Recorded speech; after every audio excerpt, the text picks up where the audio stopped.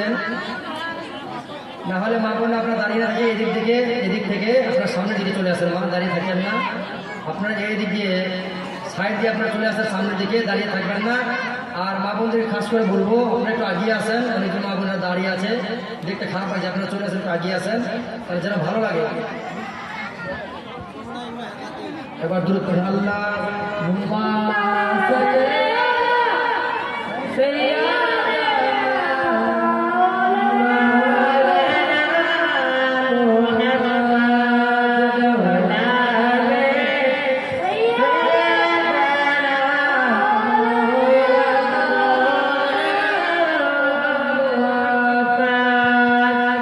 সাল্লাল্লাহু আলাইহি ওয়াসাল্লাম দয়ার নবী গো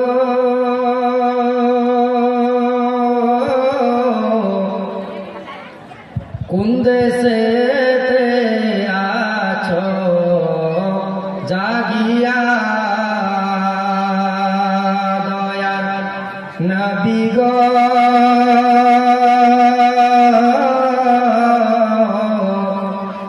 কোন দেশেতে আছো জাগিয়া সীমা চাকির কথা শুনি দয়ালে মাইরে খোঁজে বেকল মনে আকাশ কান্দি বাতাস কান্দে আরো কান্দে চন্দ্র এসে তারা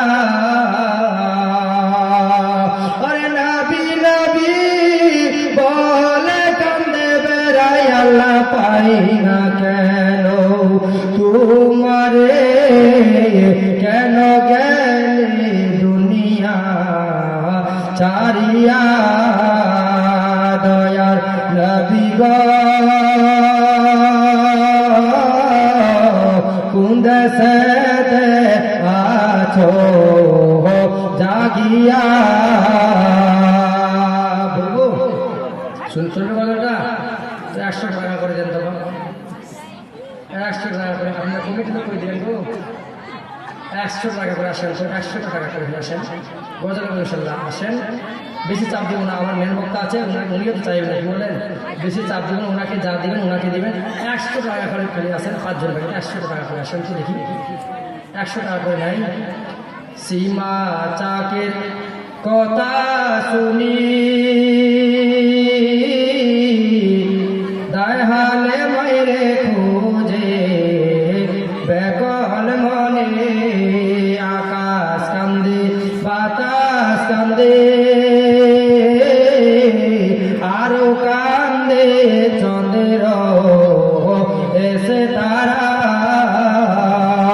মা বোনদের কাছে চেয়েছি যে একটা গলার হার দিয়ে যান, মা একজন মা কিনে চেয়েছে গলার হার দিয়ে, একজন মা বোনেরা যারা গলার হার দিবে, নাহলে একটা নাকের ফুল দিয়ে যান, নাহলে একটা আংটি দিয়ে যান, একজন তো আছেন মা বোনেরা আসবে, তো এটা আমি জানি, আমি নিয়ে যাবই, আপনারা দেখি আপনাদের কথা দেখবেন, আমার কথা থেকে নিয়ে যাবো ইনশাআল্লাহ।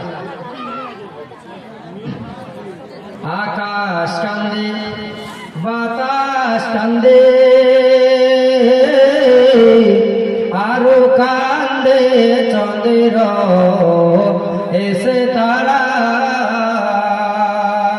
আরে নবী নবী বলে কান্দে বেড়াই আল্লাহ পাই না কেন তোমারে, কেন গেলে দুনিয়া ছাড়িয়া দয়ার নবী গো সুবহানাল্লাহ। আরেকজন 500 টাকা দিয়েছে, নারে তাকবীর নারে তাকবীর নারে রিসালাত। আরেকজন 500 টাকা দিয়েছেন, আল্লাহ যেন তাকে কবুল করেন, বলুন আল্লাহুম্মা আমিন। একটা গলার হার দিয়ে যান, একজন মা বোনের একটা গলার হার দিয়ে যান। কবি কি বলছে, একদিন বসে একটি বুড়ি পুটলি নিয়া কান্দে বসি, আরে দয়ার নবী পুটলি কানা দিলেন পৌঁছায়া কেন গেলে দুনিয়া ছাড়িয়া একদিন বসে একটি বুড়ি পুটলি নিয়া কান্দেন বসি আরে দয়ার নবী পুটলি কানা দিলেন পৌঁছায়া কেন গেলে দুনিয়া ছাড়িয়া দয়ার নবী গো কোন দেশে আছো জাগিয়া বুড়ি বলেন ওরে ছেলে তোমার নামটি দাও না বলে গো বুড়ি বলে ওরে ছেলে তোমার নামটি দাও না বলে গো আরে তোমার নামটি না বললে শোনা তোমায় আমি ছাড়ব না কেন গেলে দুনিয়া ছাড়িয়া দয়াল নবী গো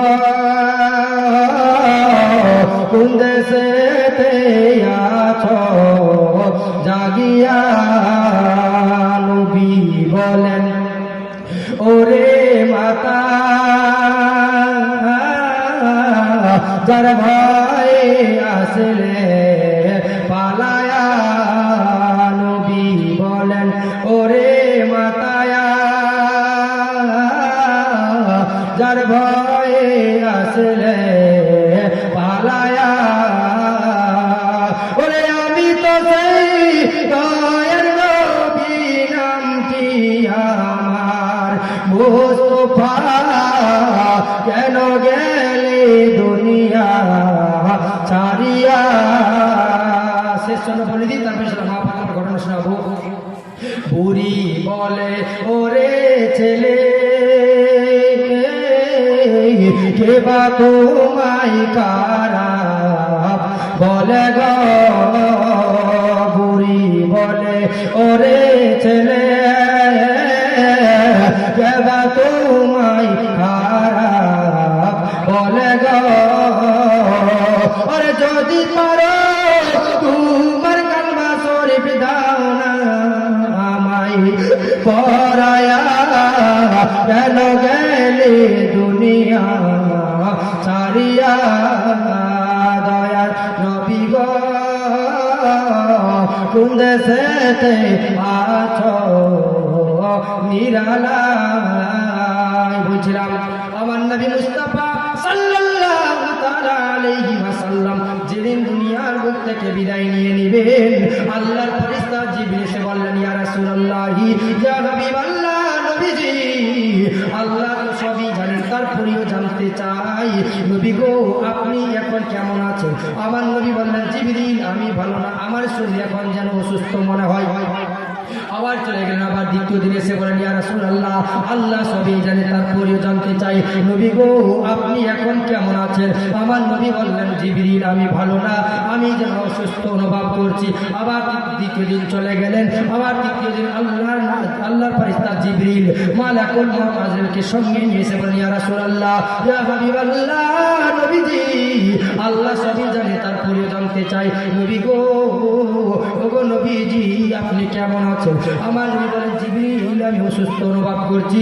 আমার শরীর ভালো না জিবরিল বললেন ইয়া রাসূলুল্লাহ ইয়া হাবিবাল্লাহ নবীজি আল্লাহ সুন্দর প্রস্তাব দিয়ে পাঠিয়েছেন গো নবীজি আপনার দাফন আল্লাহর আরশের ডান পাশে হবে খুশির সহিত কবুল করে নেন আমার নবী বলেন আমার নবী কোনো কথা বলেন না আমার নবী শুধু চোখ থেকে টপ টপ করে পানি পড়ে জিবরিল বলেন ইয়া রাসূলুল্লাহ ইয়া হাবিবাল্লাহ নবীজি আমি জিবরিল এত সুন্দর প্রস্তাব দিলাম গো নবীজি আপনি কোনো কথা বলেন না শুধু কাঁদতেন কেন আমি জানতে চাই আমার নবী বললেন জিবরিল ও জিবরিল শুনে নাও জিবরিল আমি খুশি হলাম না কেন বলেন না জিবরিল আমার দাফন আল্লাহর আরশে হবে। ও জিবরিল তুমি বলো আমার গুনাহগার উম্মতের দাফন কোথায় হবে? জিবরিল বলেন ইয়া রাসূলুল্লাহ ইয়া হাবিবাল্লাহ, নবীজি আপনার গুনাহগার উম্মতের দাফন এই জমিনের মধ্যে হবে। আমার নবী কোনো কথা বলেন না বাবা, শুধু চোখের পানি ছেড়ে দিয়ে কান্না করেন। আমার নবী বললেন জিবরিল আল্লাহর কাছে প্রস্তাব তুলে ধরো। জিবরিল ও জিবরিল আমি নবী আরশে যাব না। জিবরিল যেই জমিনের মধ্যে আমার উম্মতি থাকবে, ও জিবরিল আমি নবী আরশে যাব না রে। ও জিবরিল আমি নবী মুস্তাফা আমার উম্মতির সঙ্গে এই জমিনের মধ্যে থাকিব। আমার নবী মুস্তাফা সাল্লাল্লাহু আলাইহি ওয়াসাল্লাম আপনার কিনা দুনিয়া থেকে বিদায় হয়ে যাবেন বাবা। খুব দুঃখের বয়ান শোনাচ্ছি শুনুন, চোখের পানি টপ টপ করে পড়তে শুরু হয়ে যাবে। আমার নবীর ইন্তেকালের সময় ফাতিমা কান্না করে, আমার নবীর ইন্তেকালের সময় সাহাবীরা কান্না করে, আমার নবীর ইন্তেকালের সময় হযরতে বেলাল কান্না করে। আমার নবীর ইন্তেকাল হয়ে যাবে, আসমান চন্দ্র সূর্য সবাই হিলে দুলে কান্না করে। আমার নবী মুস্তাফা দুনিয়ার বুকে আর থাকবেন না, নবী মুস্তাফা দুনিয়ার থেকে বিদায় হয়ে যাবেন। নবী নিয়ে ফাতিমা এমন পরিমাণে কান্না করেছেন, এমন কান্না করেছেন। আমার নবী বলেন বেটি ফাতিমা রে, ও বেটি কান্না করিও না, কান্না করিও না। ফাতিমা বলে আব্বা জান, ও আব্বা জান আমার মনের সব সুখের কথা আপনাদের কাছে বলতাম। ওগো নবীজি আপনি যদি দুনিয়ার বুক থেকে বিদায় হয়ে যান, ইয়া রাসূলুল্লাহ ইয়া হাবিবাল্লাহ আব্বা জান আমি কার কাছে যাব? আমার নবী বললেন বেটি ফাতিমা রে, ও বেটি কান্না করিস না, কান্না করিস না। বেটি ফাতিমা আমার ইন্তেকালের 6 মাস পরে রে বেটি তোরও যেন দাফন হয়ে যাবে, তোরও যেন ইন্তেকাল হয়ে যাবে। বেটি তোর ইন্তেকালের পরে সব থেকে আগে আমার সঙ্গে তোমার দেখা হবে। আমার নবী মুস্তাফা এই কথা বলে দেওয়ার পরে আমার নবী দুনিয়ার বুক থেকে বিদায় হয়ে যাবে। আমার নবী মুস্তাফার কাছে আজরাইল অনুমতি চাইলেন, ইয়া রাসূলুল্লাহ ইয়া হাবিবাল্লাহ, ও নবীজি আপনি যদি অনুমতি দিয়ে দেন আমি মালাকুল মউত আপনার আত্মাখানা কবজ করতে চাই। আমার নবী বললেন ঠিক আছে, ও মালাকুল মউত তুমি তোমার কাজ করো। মালাকুল মউত আজরাইল আমার নবীর সিনা মোবারকে যেন হাত রাখলেন বাবা, আমার নবীর চোখ থেকে যেন টপ টপ করে পানি পড়তে শুরু হলো। আজরাইল বলেন হুজুর আমি মালাকুল মউত আজরাইল আপনার আত্মাখানা কবজ করছি। ইয়া রাসূলুল্লাহ ইয়া হাবিবাল্লাহ এত তাজিমের সঙ্গে, এত আদবের সঙ্গে হুজুর আমি আপনার আত্মাখানা কবজ করছি, আপনি কান্না করছেন কেন গো নবীজি? আমি আজরাইল জানতে চাই, বলুন বলুন। আমার নবী কোনো কথা বলে না, কান্না করে। আবার আজরাইল বলেন ইয়া রাসূলুল্লাহ বলুন কেন কান্না করেন? আমার নবী বলেন মালাকুল মউত ও আজরাইল তুমি আমার আত্মাখানা কবজ করছো। আজরাইল এত আদবের সঙ্গে, এত এহতেরামের সঙ্গে, তাজিমের সঙ্গে আমি নবী মুস্তাফার আত্মাখানা কবজ করছো, তারপরেও যেন মনে হয় আমি নবীর বুকে তোর পাহাড়টা চাপাইয়া দিয়েছো। আজরাইল জানি না রে আজরাইল আমার গুনাহগার উম্মতিকে তুমি কি পরিমাণ কষ্ট দিবা। ও আজরাইল, ও আজরাইল শুনে নাও রে আজরাইল, আজ থেকে নিয়ে কিয়ামত পর্যন্ত যত উম্মতির আত্মা তুমি কবজ করবা রে আজরাইল, যত পরিমাণ কষ্ট দিবা রে আজরাইল আমি নবীর বুকে চাপায়া দাও। আমার উম্মতিকে কষ্ট দিও না, আমার উম্মতি কষ্ট সহ্য করতে পারবে না। আমার নবী মুস্তাফার চোখ থেকে টপ টপ করে পানি পড়ে। মালাকুল মউত বলে নবী গো এত তাজিমের সঙ্গে আপনার রূহখানা কবজ করি, তারপরে আপনাকে ব্যথা লাগে। ইয়া রাসূলুল্লাহ ইয়া হাবিবাল্লাহ নবীজি আপনার যারা খাঁটি উম্মতি হবে গো, যারা আপনাকে মন প্রাণ দিয়ে ভালোবেসে থাকবে ও গো নবীজি, যারা আপনাকে মন প্রাণ দিয়ে ভালোবেসে থাকবে।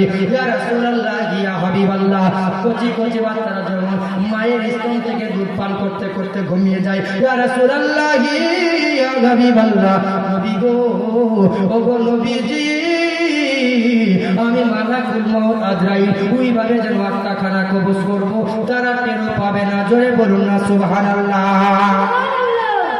নবী মুস্তাফা দুনিয়ার বুক থেকে বিদায় হয়ে যাবেন বাবা, ইতিম হয়ে যাবে সাহাবীরা, এতে বাবা হারাই ইতিম হয়ে যাবে ফাতিমা।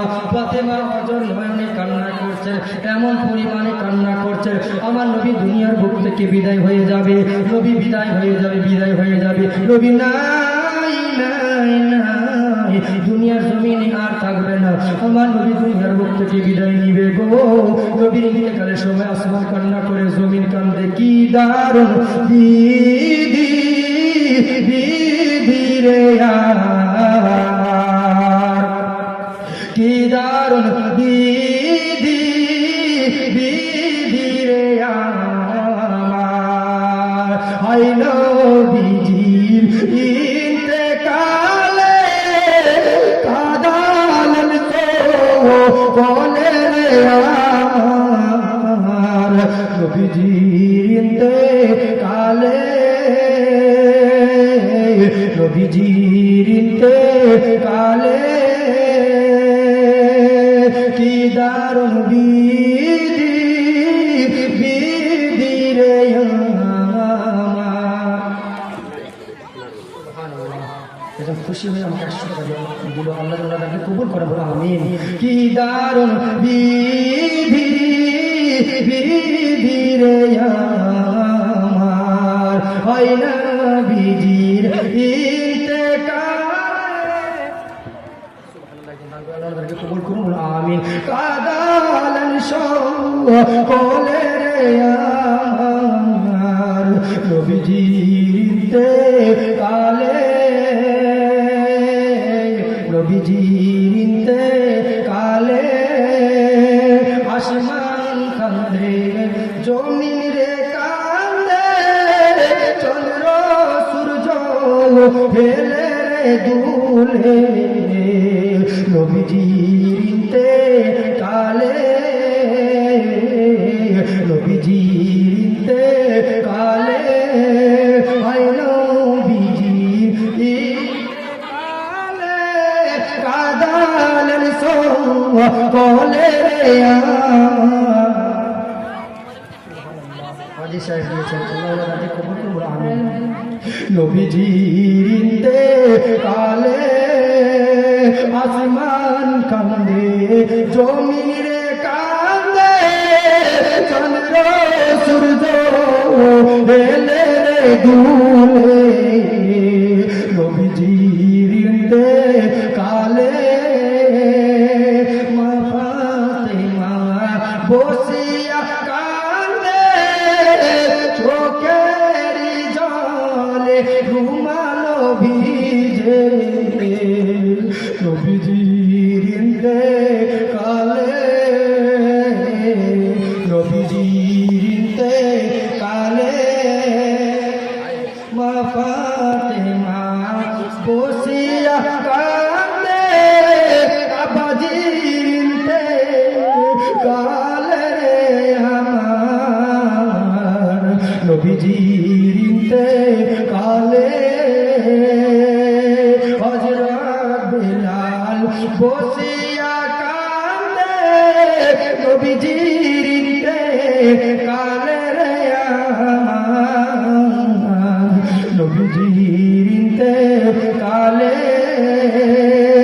কি দারুণ বিধি বিধি রে আমার, কি দারুণ বিধি বিধি রে আমার, হায় নবীজির ইন্তেকালে কাঁদালেন সকলে রে আমার, নবীজির ইন্তেকালে, নবীজির ইন্তেকালে, হায় নবীজির ইন্তেকালে কাঁদালেন সকলে রে আমার, নবীজির ইন্তেকালে, আমার নবী ইন্তেকাল হয়ে গেলেন বাবা, ফাতিমা ইতিম হয়ে গেলেন বাবা, ইতিম হয়ে গেলেন, আর বাবা দুনিয়ার বুকে নেই। আমার কাছে ফাতেমা গিয়ে দাঁড়াবে। নবী মুস্তাফা দুনিয়ার বুক থেকে ইন্তেকাল হয়ে গেলেন। সাহাবী হযরতে বেলাল কান্না করে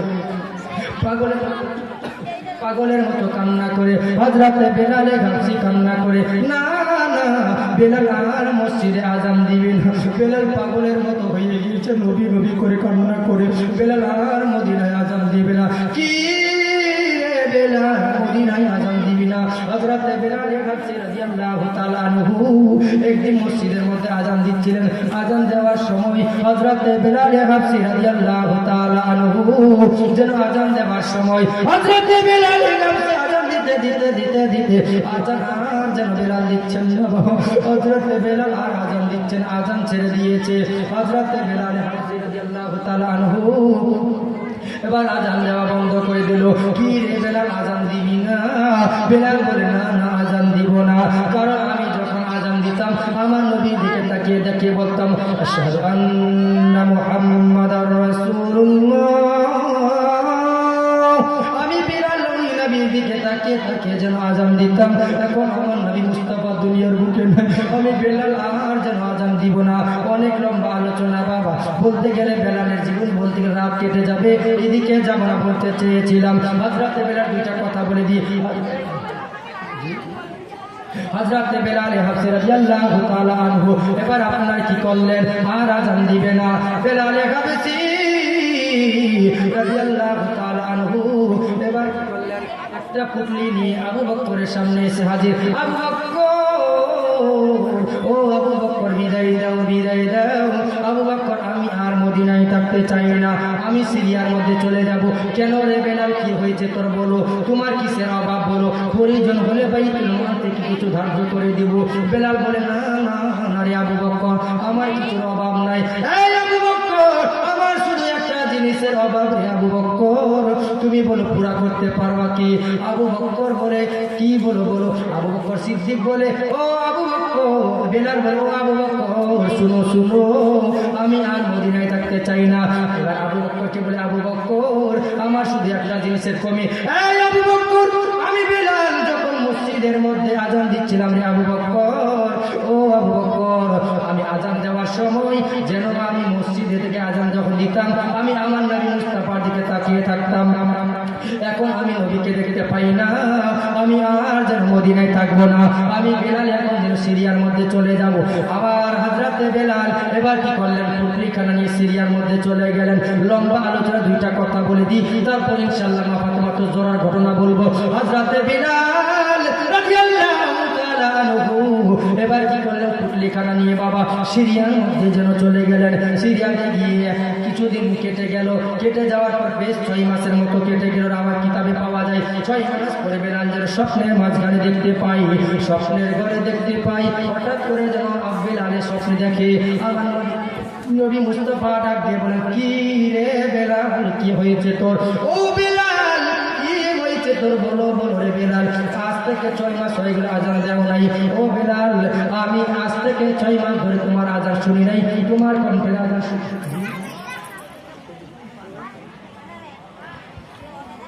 আমি বেলাল, আমি নবী মুস্তাফা 6 মাস ধরে তোমার আজান শুনি নাই রে বেলাল। ও বেলাল, আমি নবী মুস্তাফা আজান শুনতে চাই, এসো এসো রে বেলাল। কেমন বেলাল নবীকে ভালোবেসেছেন বাবা, ওই নবীকে যেমন ভালোবেসেছেন হযরতে বেলাল, আমরা যদি ওই নবীকে ওইভাবে ভালোবাসতে পারি বাবা, আমাদের জীবন যেন ধন্য হয়ে যাবে। জোরে কি বলা যাবে না সুবহানাল্লাহ? ওই নবীর উম্মত, সুবহানাল্লাহ, আখির নবী উম্মত, আমার নবী দুনিয়ার ভক্তির বিদায় হয়েছে। বিদায় সময়ও শুধু উম্মতি উম্মতি বলে কান্না করে। আল্লাহু আকবার। ওই নবীকে কারা কারা ভালোবাসেন মন থেকে? ওই নবীর জন্য কারা কারা জীবন দিতে পারবেন প্রয়োজন হলে? হাত তুলে আল্লাহকে দেখিয়ে দেন তো কারা কারা জীবন দিতে রাজি আছেন নবীর জন্য? নারায়ে তাকবীর।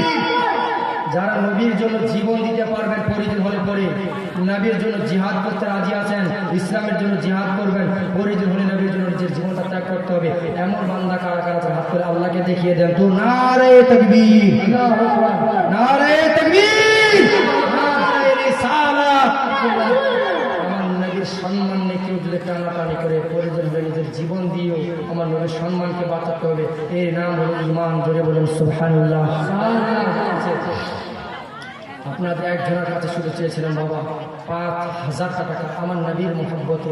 একজন ব্যক্তি দাঁড়িয়ে যান, আমার নবীর মোহাব্বতে একজন দাঁড়িয়ে বলেন হুজুর আমি নবীর ঘরে মাদ্রাসার কাজ চলছে বলে 5,000 টাকা দান করলাম। কি আল্লাহওয়ালা বান্দা আছেন? দেখি দেখি কি আল্লাহওয়ালা আছে। একজন দাঁড়িয়ে বলেন হুজুর 5,000 টাকা দেবো আমি।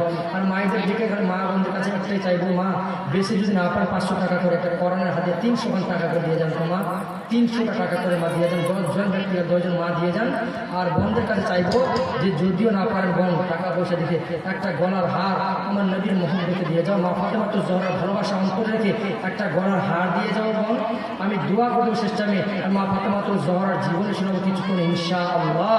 একজন বোনকে একটা গলার হার দিয়ে যান, না হলে একজন মা বোন যাই পারেন গলার হার কিংবা নাকের ফুল কিংবা একটা আংটি দিয়ে যান।